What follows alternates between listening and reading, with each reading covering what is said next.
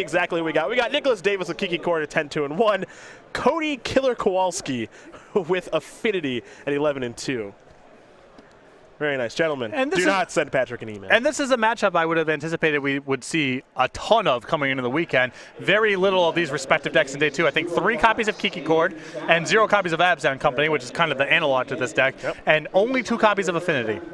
Well, here is Affinity. The Darksteel Citadel, Welding Jar, Springleaf Drum as we are underway here in round number 14 of 15. Nicholas Davis with an Overgrown Tomb, a Raging Ravine, and now a Wall of Roots. So a good start here for Nicholas. For Cody, he's going to have to be a little more explosive, do something that Affinity actually does, which is put a lot of creatures on the battlefield very quickly. And flying's at a premium in this matchup too, because Kiki Cord, like most decks in this space, very good at gumming up the ground, Wall of Roots, Kitchen Finks, all those kind of cards. So Vault Scourge, very important here for Kowalski. The Signal Pest, not a flyer exactly, but it still counts. Can only be blocked by flying creatures and creatures with reach. So we head over to Nicholas Davis and his Seattle Seahawks jersey. A Russell Wilson fan, it appears. It's a good start for the Kiki Cord deck. You want to have some sort of mana accelerant to get the ball rolling. I think a lot of the times, given my conversations with Jeff Hoagland, you want to be a bird of paradise, but this will work just fine. He's got mana acceleration, and so far from the Affinity deck, none of the critical payoff cards in Cranial Plating or Arcbound Ravager. Also, the way that Kowalski is developing his board here, the 1 copy of Orzhov Pontiff in Davis's deck would be a disaster. And he has a route to build up towards it if he can find Court of Calling. Orzhov Pontiff is fantastic against Affinity and would be very good in this situation, be it just having it normally in hand, finding it with a Court of Calling or a Collected Company. So, we'll see what happens here for our Kiki Cord player. There's a Wall of Omens. That'll draw a card.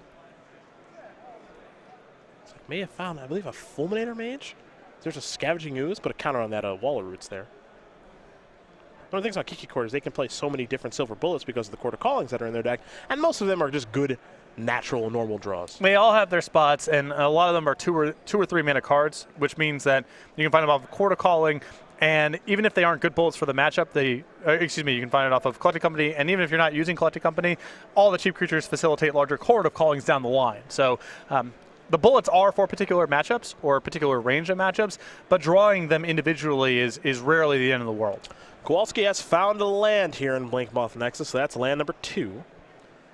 Gonna add some mana. It looks like maybe a Massive Ethereum on the way, and it is. So now Vault Scourge is a little bit larger. It'll attack for 2 lifelink in the air. And Davis is going to lose 2 life. Kowalski will gain 2, so 15-20 is how things should settle down at the end of this turn. And the Master of Ethereum is pretty large as it's the number of artifacts that are on the battlefield. So 1, 2, 3, 4, 5, 6 right now. So a 6/6 Master of Ethereum. Back to Nicholas Davis, we're going to go. I'll see if his Kiki Cord deck can power out something good here. He does have a copy of Court of Calling in hand. You will find some timely spot removal in the deck as well with 4 main deck copies of Path to Exile, and Davis will just pass the turn back.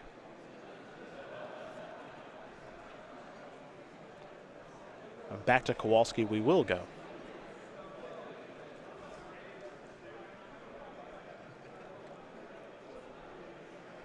For Cody, a Thought Cast the draw. Not a card you see a lot in Affinity anymore. Nope. I mean, a lot of that's just a function of the colored mana situation not being that sharp with the deck. I mean, you want to be as colorless mana focused as possible. Back in the day, that was an immediate 4 of. Yes. But you had access to Seat of the Synod. Yep. Playing a lot more Glimmer Voids then, too. Yep. This particular version that Kowalski is playing, he does have 3 Glimmer Voids in 1 island. Mox Soul Pool, Springleaf Drum, stuff like that to be able to tap for blue, but the loss of Seat of the Synod does matter quite a bit. There's no chance those lands come back, right? 0%. They're too good. And they just represent a big long-term development constraint, too. All sorts of cards you can't print when those are floating around. There's 4 mana. I'll make it 3, excuse me. Another copy of Master of Ethereum. Here come the Knuckleheads. Looks like Wall of Omens is going to block the Master of Ethereum. Vault Scourge looking to get through. I think we're going to see a Court of Calling here for, well, it doesn't even need to have Restoration Angel. He just has Restoration Angel right now. So we could actually maybe see him combo off here in just a moment. I would imagine that that's what we're looking at here if Davis didn't even make an effort to get the Vault Scourge off the battlefield. Yeah. That could have been a free block right there, so I imagine he's got some pretty big plans. Yeah, so long as Nicholas Davis does not actually draw Kiki Jiki this turn, I believe it should be over because he has enough to court for 5 right now. I guess he could just do it on his upkeep. Yep. To make sure that he doesn't draw Kiki Jiki, which is very smart. So you add a counter to Wall of Roots. This is going to be a chord for 5. I wanted to look at the top card of his deck. I want to know if the Kiki was there. It was not. It's not super relevant. I mean, the right play is the right play. Oh, he's making the right play. I'm just, I got to know. Yeah. I got to know, that's all. You want to know if this is one of the 2% of the time roughly that matters? Yeah, where the Kiki is actually going to be your draw step. Kiki is going to copy Restoration Angel a bunch. That's an infinite damage loop, and Nicholas Davis is going to win game number 1 here over Cody Kowalski. Kiki Cord up a game very quickly against Affinity. We turn to the sideboard right now. We'll start with Kowalski, who's got a Thoughtseize, 2 Master of Ethereum, 1 Dismember, 2 Ancient Grudge, 2 Raptor's Cage, a Whip Flare, a Gearpow Aether Grid, Netch Champion, a Stubborn Denial, a Mountain, and 1 Chalice of the Void. So I really like the 2 copies of Grafdigger's Cage in this matchup. Pretty naturally good against a lot of the stuff that Davis is up to over here. I can see having a little bit of the Stubborn Denial, Thoughtseize type of stuff to help break up the combo, but it's really easy to over sideboard with an Affinity deck. So I definitely want the Grafdigger's Cage, and I can get behind a little bit of the disruption, but I would not over sideboard here. There's other things here for Nicholas Davis. He is up a game, and he's got some good ones to bring in. A Linvala, Keeper of Silence, a Reclamation Sage, a Sin Collector, a Fulminator Mage, an Eidolon of Rhetoric, a Phyrexian Revoker, a Kataki War's Wage, a Spell Sky to Burn, Conforge Tender, 2 Stony Silence, 2 Lightning Helix, and 2 Engineer Explosives. Some heavy hitters here from Nick. 2 copies of Stony Silence, a Reclamation Sage, a Phyrexian Revoker, and a Kataki are all great options here for Davis. Now you can bring out some of the poorer cards, I guess you could say. You know, a card like Lone Missionary, maybe Eternal Witness a little too slow. Even Mind Sense you're not going to need in this matchup. Though flying is pretty nice, but he can make some pretty clean swaps, I think. Yeah, I think it's pretty easy to get away from Wall of Omens, the Lone Missionary, as you mentioned, the even Mind Sensor, Fulminator Mage. There's a little bit of utility there, but it's not great in the matchup. It's a little bit slow, so Davis has some fairly easy cuts here.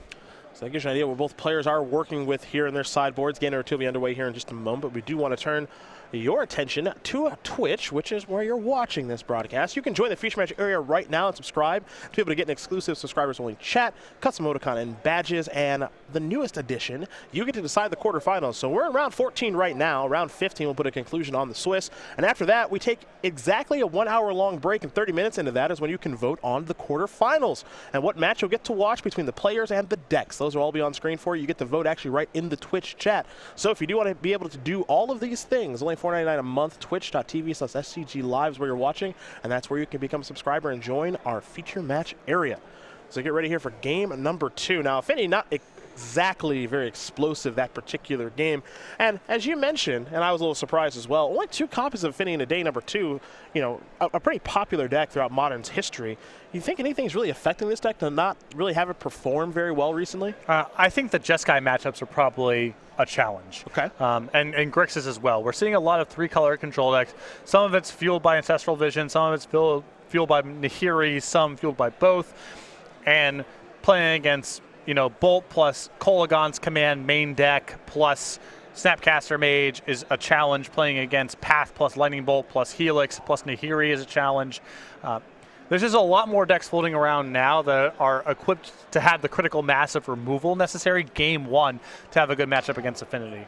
Yeah, I don't know if there's a thing that can happen where maybe Affinity adjusts to build their deck a little bit differently. Most versions that have been cropping up recently have been mostly blue-centric, so Master of Ethereum, Thoughtcast, Spell Pierces, and stuff like that. Maybe a little splash of black on the sideboard for a card like Thoughtseize. We haven't really seen kind of the Blood Moon, Galvanic Blast, Shrapnel Blast versions of Affinity. It feels like in a long time. Yeah, I mean, we see a little bit of the blue, we see a little bit of the red, but we don't really see decks that are fully dedicated to be artifacts plus a full color. It's a little bit of a splash. So I don't know. I've been surprised to see Affinity's lack of representation and really solid results over the past handful of weeks. Yeah. Again, I think it's mostly just a function of how many decks are just equipped with a ton of removal that's either cheap or 2-for-1s in the first game. Affinity gets a lot of its edge from having a very good game 1 across the board. The sideboard games almost invariably get tougher because people have access to Ancient Grudge or other anti-artifact measures, but you're banking on a good game 1. If your game 1s aren't that good anymore because of these decks, then it's very hard to rationalize playing the deck. Yeah, if Jeskai keeps showing up like it has been recently, especially with the addition of Nahiri and people are playing Electrolyzes like Peter Ingram is, then Affinity is in a pretty bad spot. Yep. I still recommend Affinity as a deck to a lot of people, and I think that Mox Opal is the most powerful card that you're allowed to play in the format. So there's still something going for the deck, but A lot of the Game 1 matchups against the 3-color control decks have gotten much worse in recent months. Well, we're going to find out if Cody Kowalski can actually put a Mox Opal draw together here. Actually kind of display some of the power that has brought him to an 11-2 record, as both players are going to keep their hands. Now you got an Inkmoth Nexus to start. There's a Mem Knight and just a passing of the turn, so not the most explosive start here for Kowalski. As we head back over to Davis, he's got a Razor Verge Thicket, maybe. Hey, he should draw a card first. It's one of the better parts of being on the draw in Magic. Now we'll play Razor Verge Thicket and a Birds of Paradise. To Kowalski we go, still Overseer was the draw.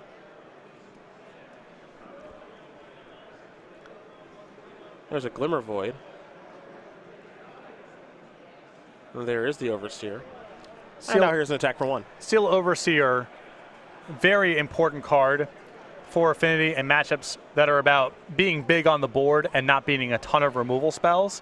And that's exactly what this matchup is. Feels like one of those matchups, that's for sure. Steel Overseer is the type of card that's either an A or an F, depending on the matchup. Yeah. And this is one of the matches where it's an A. Basic Forest here for Nicholas. See if Nicholas can actually find an answer to the Overseer. Again, he's got a lot of paths in his deck, 4 of them. We know he's got Stunning Silence, Kotaki after sideboard, Orzhov Pontiff, all that good stuff. There's a Wall of Roots. Here is Kotaki. Okay, Well, that's a turn.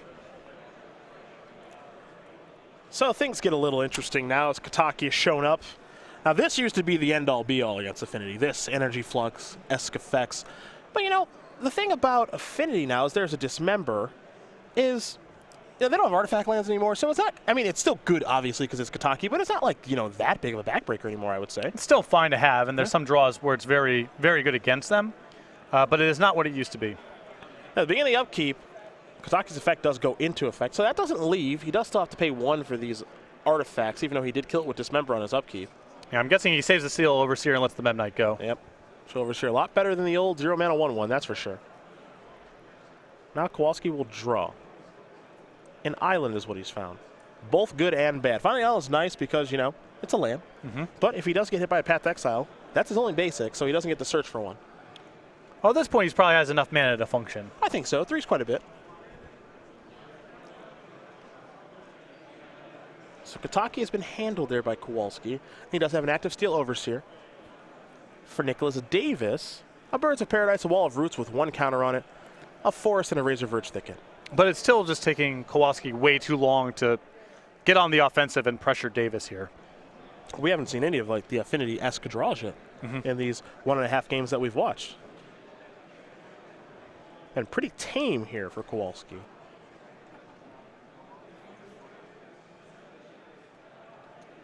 For Davis, quite a few options. The Kiki Core deck does have what feels like sometimes infinite options.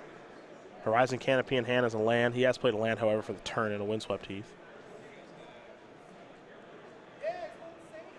This might be a Lone Missionary, perhaps. It is, so he's going to gain 4 life. A little surprised to see that after sideboard. I mean, the Affinity deck is the aggressor in the matchup, so you can kind of rationalize it that way, but it just doesn't seem like a very high-impact thing to be doing. Well, the thing is, if it had flying, I'd love it. Yeah, exactly. But Affinity is a deck that is really in the air most of the time. Most of its creatures do have flying, like an Inkmoth Nexus or a Blinkmoth Nexus, Vault Scourge, Signal Pest, all that jazz. Lone Missionary is likely to be good, or better at least, in games where Affinity is all on the ground.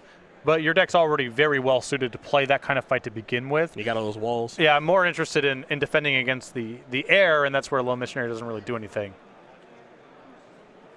Back over to Cody Kowalski, we're going to go. His 4th turn of the game. Looks like he has an Arcbound Ravager. All right, now we got a little something going. Yeah, it feels a little bit more like Affinity now.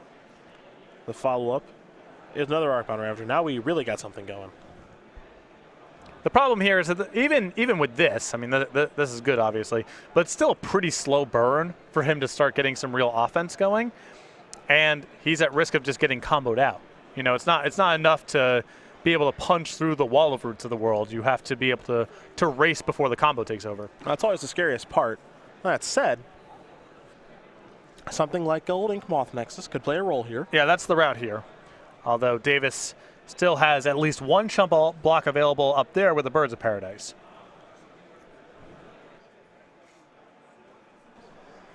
Nicholas Davis does Sacrifice the fetch land, gets himself a Sacred Foundry on Cody Kowalski's end steps. Now we're going to head back Davis's way. He will untap and draw here in just a moment. Picked up a Plains. We know about the Wooded Foothills and Horizon Canopy in hand, so it does feel like he is flooding just a touch. And it might actually be a hand with 4 lands in it. Actually, Kowalski Pride Mage is one of those cards. That one actually matters quite a bit. He's going to start by sacrificing Horizon Canopy. Didn't get a great look. May have been a Restoration Angel, though. One thing we know about Affinity is it can beat a removal spell or two. Yeah, Arcbound Ravager and Cranial Plating are easy workarounds to one removal spell. Well, looks like Davis is going to pass the turn back. Feels like a Restoration Angel to me. A Steel Overseer is going to go active. He'll put a counter on all the artifact creatures there, so Steel Overseer becomes a little bit larger along with those Arcbound Ravagers. Now we head back Kowalski's way.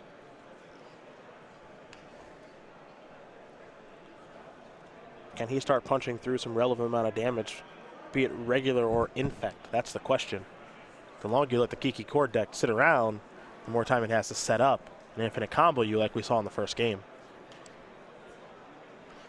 If Restoration Angel is on Kowalski's radar right now, I don't think he has a great attack this turn, because he can put Wall of Roots in front of one of the Ravagers, Lone Missionary in front of the other. That forces a Steel Overseer, then Restoration Angel comes down.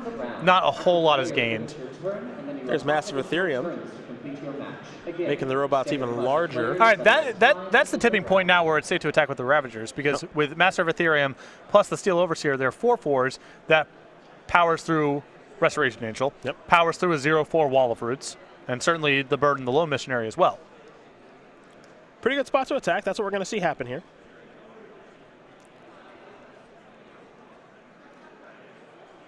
Looks like Lone Missionary is going to jump in front.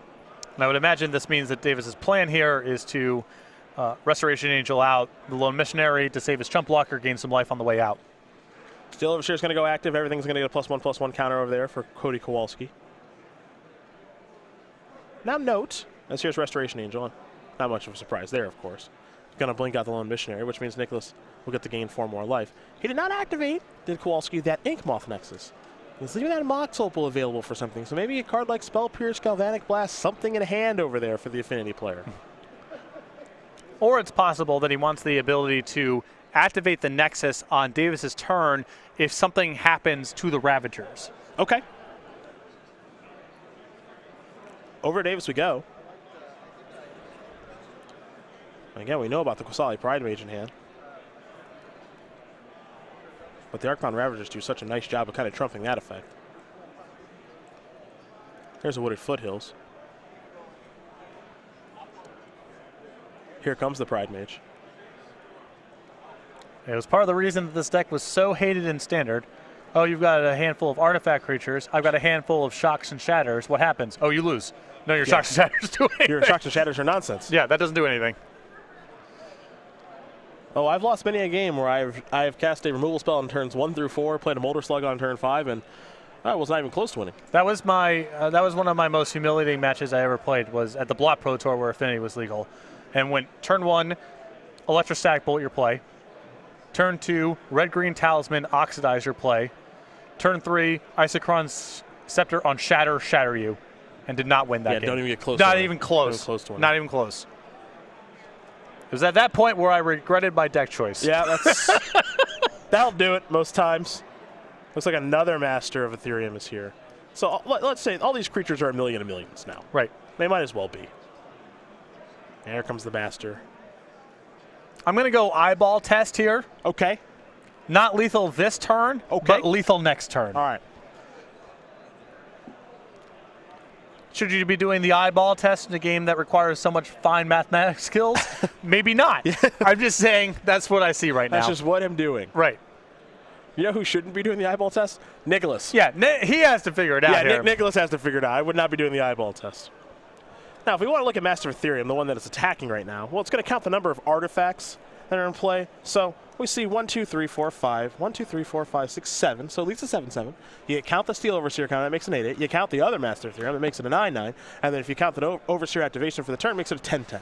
Right. There's some awkwardness with Affinity when it comes to Arcbound Ravager and Cranial Plating / Master Ethereum, they're all drawing from the same well. They don't combo together all that well because they're all asking for artifact counts, and Ravager's asking you to sacrifice artifacts. So they don't work. They do work very well together, but in terms of generating lethal in one turn, they don't stack on top of each other very well. Yeah, it's kind of weird how they kind of pull from the same well, as you mentioned.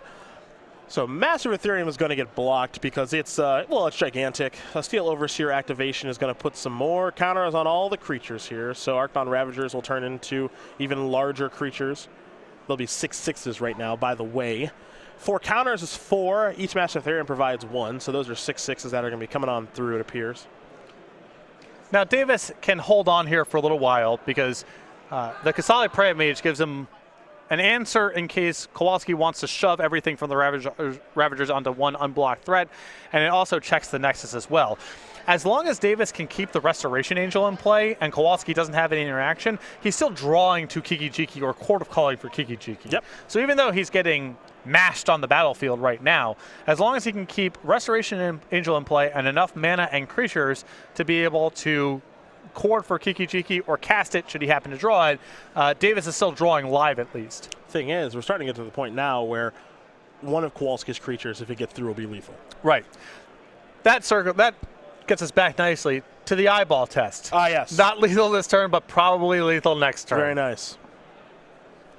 I see the Wooded Foothills is going to search up a land here. I think that Davis still has some breathing space because of the Kowalski Pride Mage. It just makes the various ways that Kowalski could generate lethal next turn much more challenging to execute. So he has a Chump Blocker and a Shatter on the table. That helps a lot. Now for Davis, his hand is kind of nonsense, just 2 lands over there. You mentioned the Kowalski Pride Mage on the battlefield, the Restoration Angel, which can lead to the combo. He's going to have to draw a good one, though, because the Forest and the Plains are not going to help very much. So Davis is on tap. He'll take a draw step. Let's see what this yields him. Just another Wooded Foothills. That's not much help. Well, the Wooded Foothills is not the worst, assuming there's another red duel. There is a mountain in the deck. What this allows him to do, before he needed the Birds of Paradise to be a third source of red mana to be able to cast Kiki-Jiki if he draws it, now with Wooded Foothills as the draw step, he can afford a chump block with Birds of Paradise. It's not awesome, obviously. It's not the best draw step in the deck, but having easy access to a third red mana is some help. He'll play his Plains for the turn. And simply pass the turn back because no good attacks available. So back to Cody Kowalski we go. He'll untap those large Archbound Ravagers and Master Ethereums and draw a card. And we don't have a great look on what is in Kowalski's hand. That information is relatively hidden at this point. But I wouldn't say that his hand really needs a lot. He's got big creatures that he's trying to kill the opponent with. He will start with a Vault Scourge. Going to have to pay 2 life to cast it. Fall down to 14. And now fire up Inkmoth Nexus. And it's going to be one of these turns. You see Steel Overseer hide on to the back, which means it's going to be activating, I believe. Here come all the knuckleheads, including the Inkmoth Nexus. And this might actually give Kowalski the ability to actually present a lethal Inkmoth Nexus attack.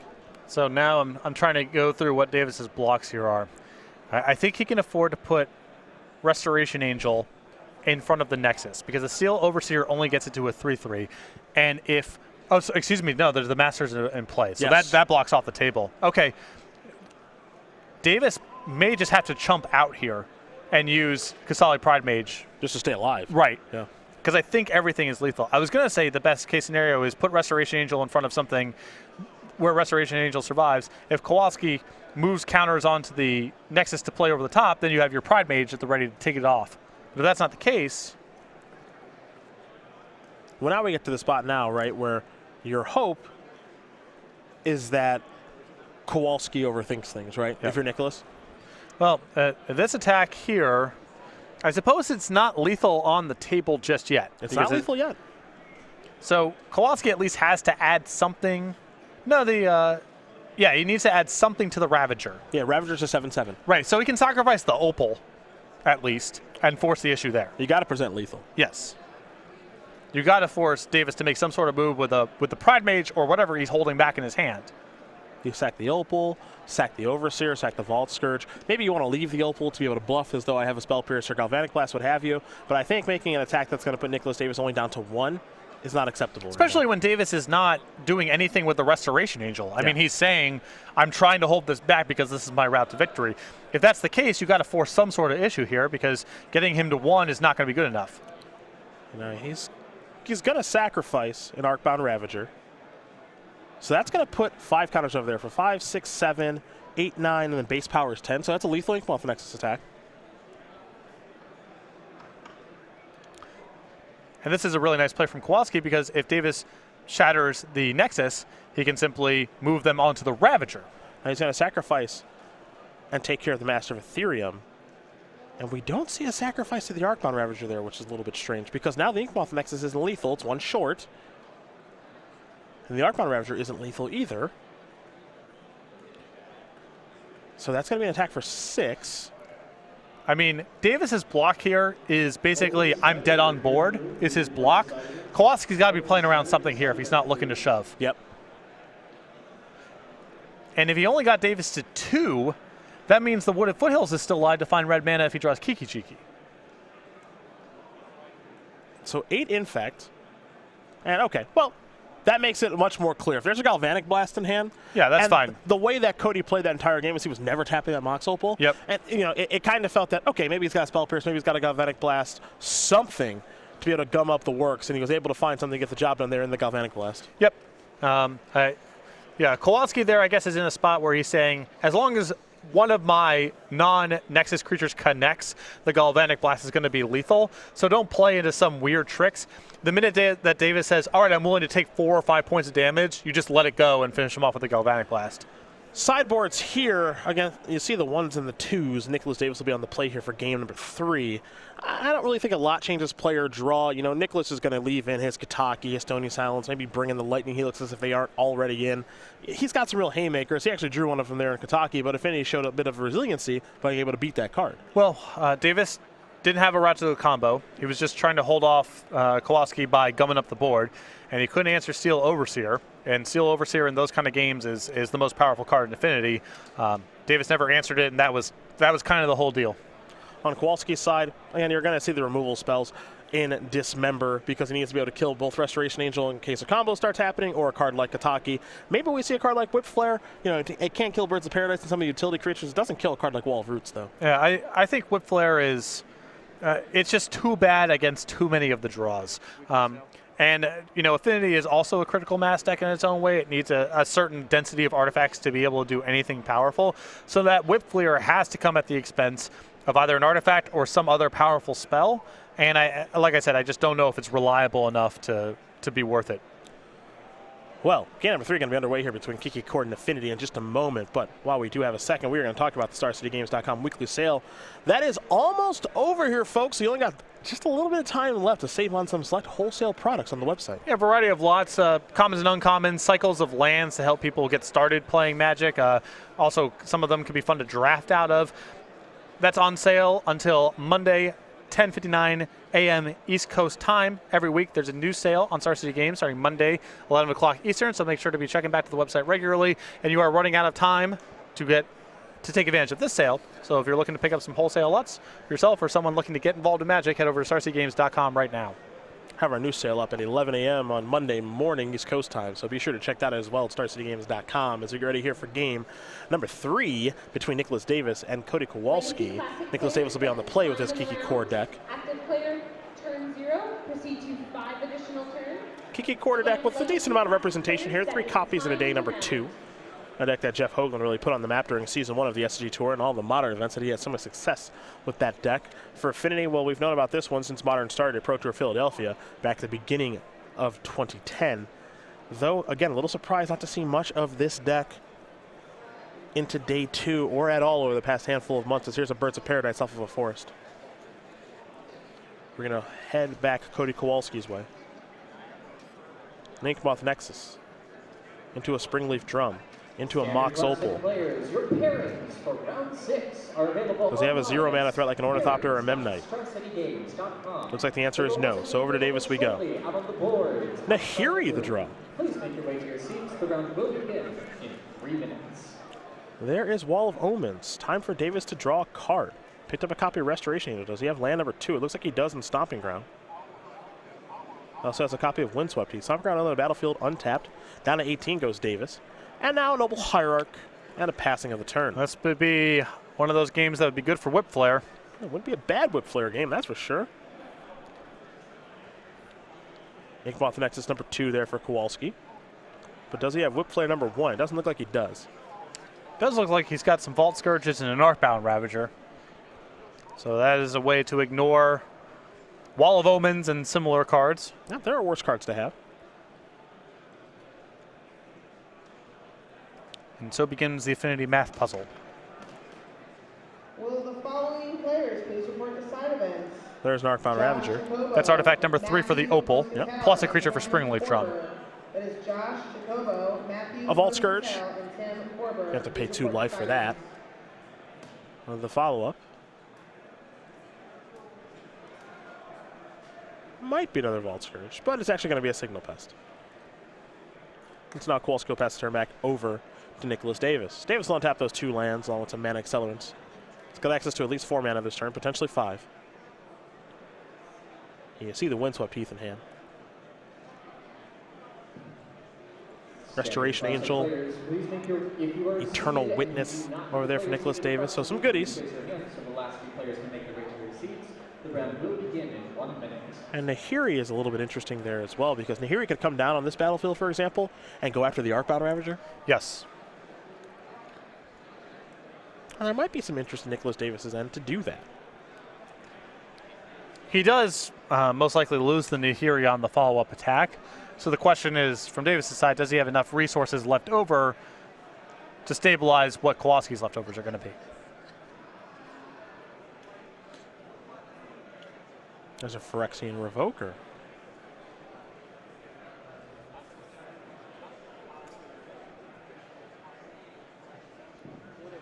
Standard classic players. We'll see exactly what Revoker is naming. And he's going to go with Arcbound and Ravager, which is a pretty good choice, all things considered. And I like this play better than Nahiri on Arcbound Ravager because it just allows Davis to further gum up the works before playing his Planeswalker. Now here's an Eternal Witness. Get back the Windswept Heath. He'll shuffle his deck from searching with the Windswept Heath previously in this turn and pass the turn back over to Cody Kowalski, who will untap and take a draw.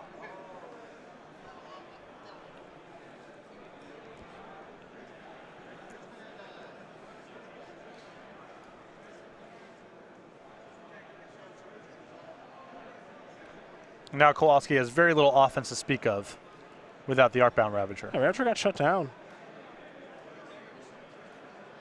There's Master of Ethereum. That'll at least make the creatures a little bit larger. Springleaf Drum. There's a Vault Scourge. So Master of Ethereum, as usual, is enormous.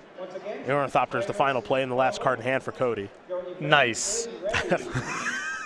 Look, you got to draw it sometime. And it's even a 1-3. Mm-hmm. Thank you very much. Signal Pest Vault Scourge going to come across into the red zone. No flying blockers here currently for Nicholas Davis, so some damage will be dealt. Looks like 4. The Vault Scourge is a base 1-1. Master of Ethereum is going to make it grow a little bit, and then Signal Pest Battle Cry is 3, and then Signal Pest gets a little bit larger because of Master of Ethereum, so 4 damage will come across. So Master of Ethereum now is Kowalski's payoff card Yes, now it that is. Ravager is shut down. And it makes it a lot less painful that the Ravager got shut down because, again, they're drawing from the same pool of resources. Nicholas Davis does draw a card. Now he's got a Restoration Angel in hand. He's also got that Nahiri as well. And this is one of those moments where Nahiri does not get to kill an untapped artifact. It gets to kill a tapped artifact. I'm sure it wishes it could kill a Master of Ethereum right now. Still a fine spot here for Davis. The Restoration Angel swallows up any of the flying attackers. And because of Restoration Angel, if he wants to, he can chump block the Master of Ethereum and reset something. Yep. So Davis's position here is pretty solid. And on top of that, if he gets to play Nahiri on a stable battlefield, you start plussing that with your Restoration Angel in play, find Quarter Calling or Kiki-Jiki. There's a route to a fairly easy kill here. Raging Ravine is the land for the turn. Nicholas Davis will pass the turn back. We're going to head back over to Cody Kowalski. And Kowalski will draw. Didn't get a great look at it. But do remember that his Arcbound Ravager is being shut down right now by Phyrexian Revoker, naming that. So can't use any of its abilities, like sacrificing artifacts, to make it larger. He's also got that Birds of Paradise Noble Hierarch active, a Wall of Omens, and an Eternal Witness with the Restoration Angel in hand at the ready, with obviously quite a few good targets. For Cody Kowalski, 2 Vault Scourges, a Master of Ethereum that's rather large, an Ornithopter, a Signal Pest, 2 copies of Inkmoth Nexus, a Mox Opal, and that Arcbound Ravager that we mentioned earlier being shut down by Phyrexian Revoker. Davis's position is by no means a lock, but he's in an enviable spot here. I think he's got a route to stabilize the board and start using Nahiri either to shut down whatever few remaining problematic cards Kowalski has, like Master of Ethereum, or start plussing and looking for the kill. Well, enough is enough, says Cody Kowalski. It's time to get in there with everything. So he fires up the Inkmoth Nexus. He turns all of his creatures sideways. And now Nicholas Davis, much like the last game, has a little bit to think about in regards to the blocking.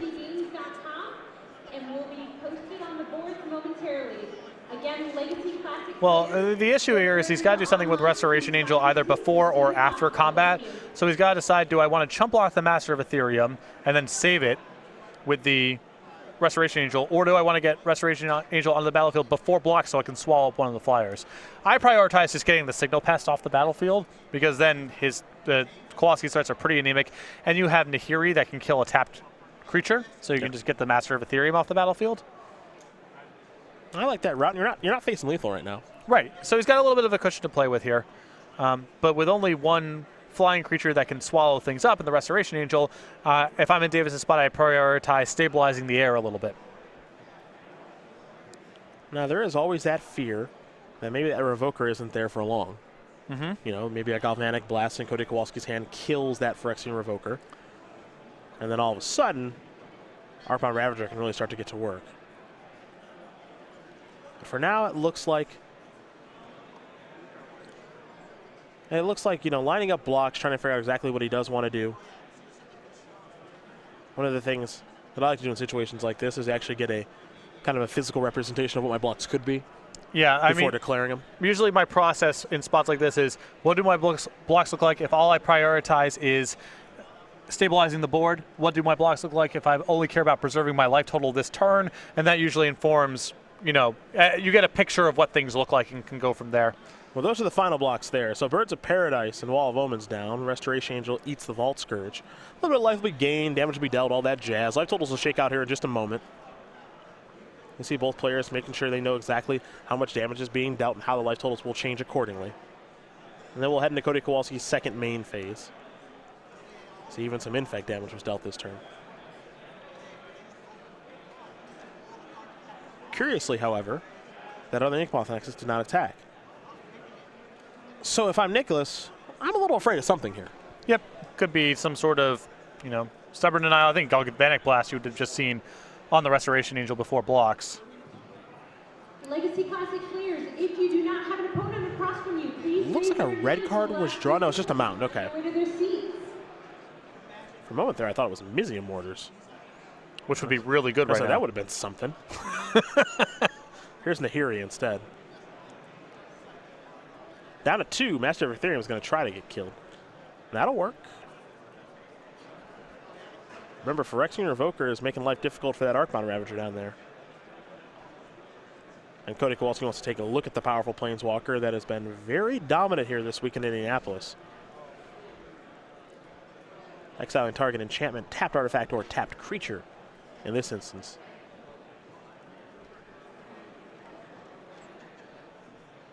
And with that, Legacy Classic players, welcome to round 6 of 8. See if anything else comes from Davis's turn. You know, the weird thing is the entire time they're watching this game, and it feels like the entire time we're watching this match, it's all on Nicholas to just hang on and then find a quarter calling in combo.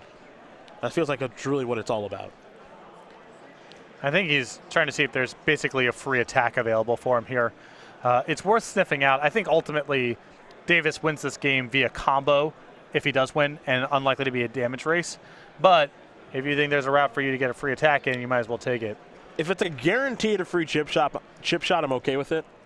Yeah, I would be willing to attack.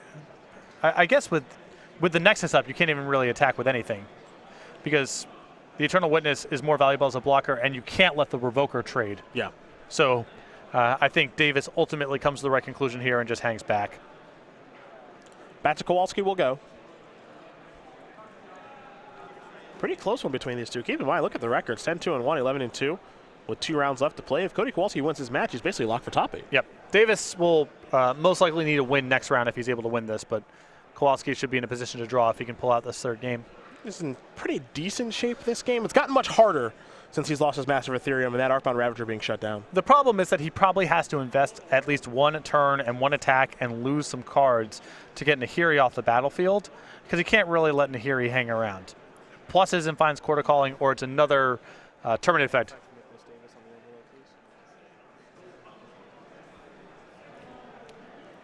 And, I don't know if Kowalski can afford, attack with all my flyers, Restoration Angel gets to eat something for free again, now your Nahiri's gone, and no damage is dealt. There's another creature in the graveyard now for the Scavenging Ooze, et cetera, et cetera. Well, just a Vault Scourge and no attacks, and I don't really think he has very many good attacks here. So now we head back over to Nicholas Davis, who's just on the hunt for Quarter Calling or Kiki Jiki. Looks like Nahiri is going to go up. Davis will discard a Windswept Heath, draw a card. Looks like he just exchanged Windswept Heaths. Not all that exciting.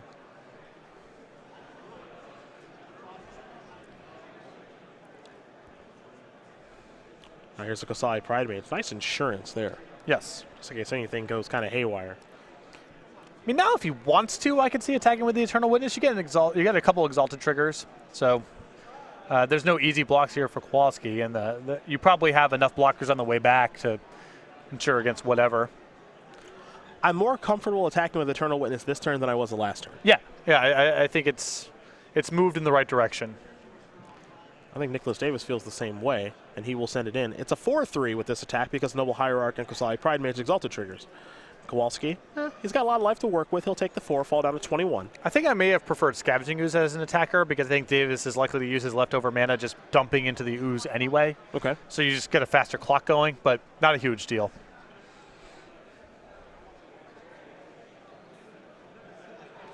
I think that'll complete Nicholas's turn, so we're going to head back over to Kowalski in just a moment.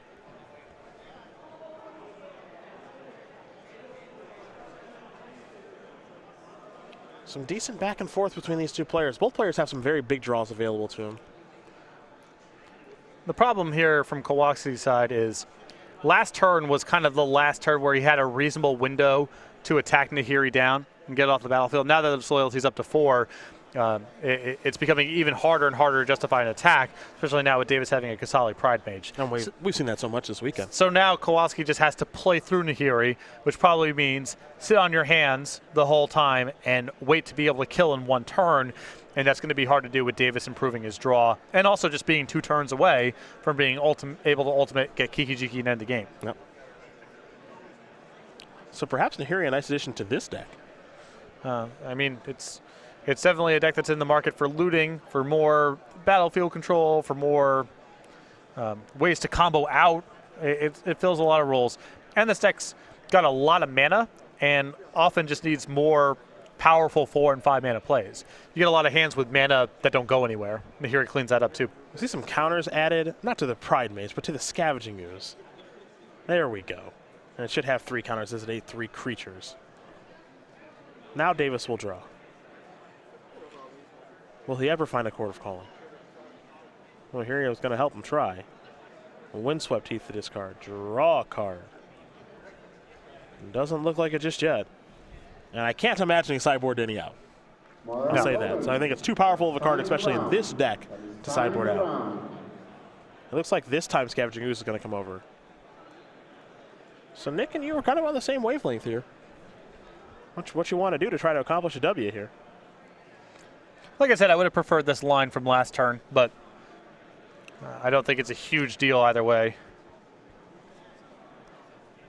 It's an attack for 7 by Kowalski.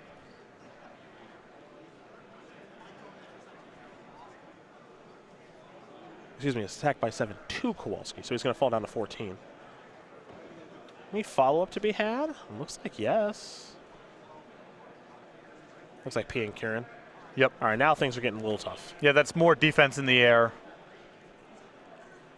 There's more than enough blockers in play for Davis to be able to realistically handle any sort of cranial plating, or, if the Revoker dies and the Ravager is unlocked, I still don't think that gives Kowalski a path to attack. Kowalski will draw. And now I'm just trying to think of what his best draws are. I mean, the first one I'm thinking of is just Whip Flare. It's, I think it's Thoughtcast into help. Yeah. Into a lot of help. Okay. You know, it's not cranial plating. I can say that with quite a bit of confidence.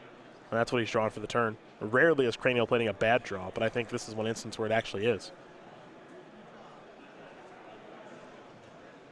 So there's cranial plating. And Kowalski has double black, so he can move it around in instant speed if he wants to. Well, that's a positive.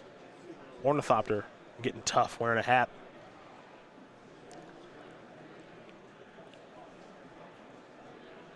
I don't think Nicholas Davis is too concerned about that right now.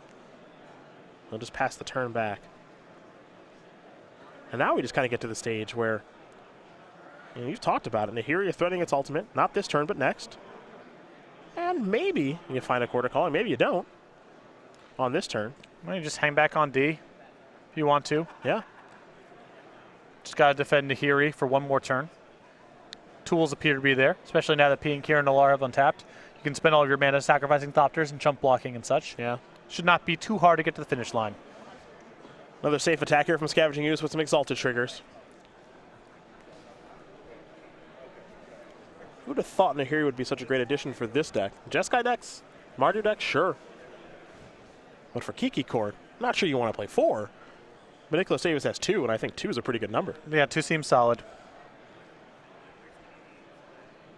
And it is just worth noting again, and we saw this with Jim Davis earlier and Peter Ingram, and a bevy of other players playing Jeskai Control. Getting to the ultimate with this card is basically trivial. Yeah, it goes So to easy. It goes to 6 right away. Yeah. A Birds of Paradise. And Davis can pass it back over to Kowalski with absolute confidence that he's going to get to combo out next turn. Linkmoth Nexus to draw to go along with the Mox Opal. Not scared of that. And Kowalski's going to make a good show over here and may move into combat and try to get something done. But the writing's on the wall. He knows it.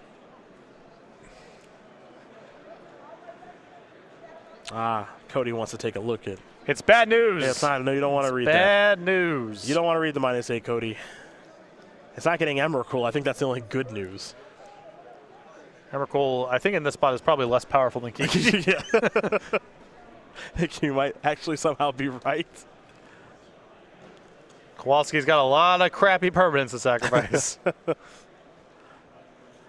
That's the thing about Affinity, right? You don't ever want to get to the stage of the game like this. Yeah, I mean, you know, you play with a lot of bad cards to make some very powerful cards very powerful, but then the game bogs down and you have a bunch of Ornithopters and Memnites in your deck. Yeah.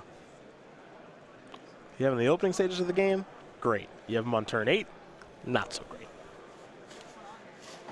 And it was even one of those games where drawing a Cranial Plating, maybe the best card in the deck, behind Mox Opal, was basically a blank draw. And you said he was going to make a show of it. That's exactly what's happening right here. The old Hail Mary.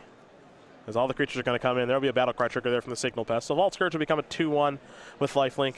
Inkmoth Nexus will be a 2-power creature. The Ornithopter is pretty large because of Cranial Plating and the Battlecry trigger.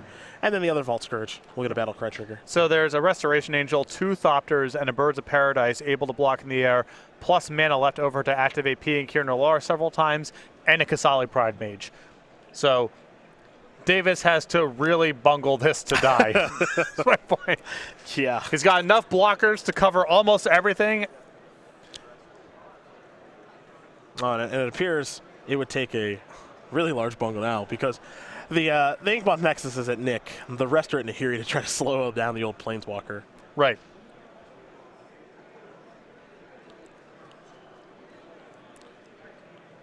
Just don't let your Restoration Angel die, and don't let yourself die. And honestly, you can even let the Restoration Angel die probably, and it's still fine at the end of the day. Yeah. I can appreciate just going through this and making sure you don't make a mistake. Yeah, for sure. And, you know, he should be playing around all the potential tricks. And, you know, he's seen Galvanic Blast and, you know, worth thinking about things. But it should not be too hard to not die here. Got a Thopter token and jumping in front of a Vault Scourge. Maybe. It looks like one's going to jump in front of a Signal, but that's kind of a free block there. Restoration Angel jumping in front of a Vault Scourge. This Thopter token jumping in front of Vault Scourge. Going to let the Inkmoth Nexus go in unblocked. Yeah, this looks good to me. Still with several shatters on board, ready to go in case something weird happens. The last call for sign-up for the Legacy Challenge is the 3 p.m. So those blocks are locked in. If you would like to play the 3 p.m. Legacy Challenge, A Blinkmoth Nexus activation on Inkmoth Nexus. we are also taking Okay, that resolves. Yep. and Modern Challenge. If you would like to play in our final It's now a 3-2. Modern Challenge of the day, our final challenge of the weekend. please I think we're going to see side events as the parents throw a Thopter over that Inkmoth Nexus.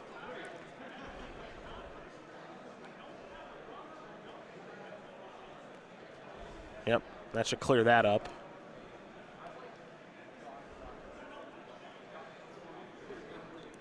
So down goes the Inkmoth. So that Vault Scourge was blocked. Now all the damage will be dealt. Bye-bye Vault Scourge. No damage dealt to Nicholas Davis. And unfortunately, as we work our way into turns, this is just how things go sometimes for Affinity when games go this late. Yep. And now he doesn't even need to go get Kiki Jiki if he doesn't want to. Oh, just make an attack. Yeah. Yeah. Heartbound Ravager ready to block now. Going to slide it away from the Springlet Drum. Oh, Path to Exile strategy. He had that in his hand just in case. Oh, sure. Yeah. Another Terminate ready to go. Gonna be tough to lose. Kasali Primate still ready, just in case. Kowalski, I think, going to take his last game action, which is search up a basic island off of the Path to Exile. But as these players play out the home stretch in the final turn of the match, it'll be Nicholas Davis who's going to win this match 2-1 in extra turns of this one. He's going to move on to 11-2-1 with Kiki Cord. And as we mentioned, 3 of these in today number 2 of competition. Not sure how many of them have Nahiri in the deck, but it looks like a good addition to me. Yep. I know Jeff Hoagland's been advocating this sort of thing. Absolutely has. As Cody Kowalski will extend the hand. Nicholas Davis, 2-1 with Kiki Cord over Affinity. Moving on to 11-2-1. Cody Kowalski will fall down to 11-3. However, Cody Kowalski can still make the top 8. Yes.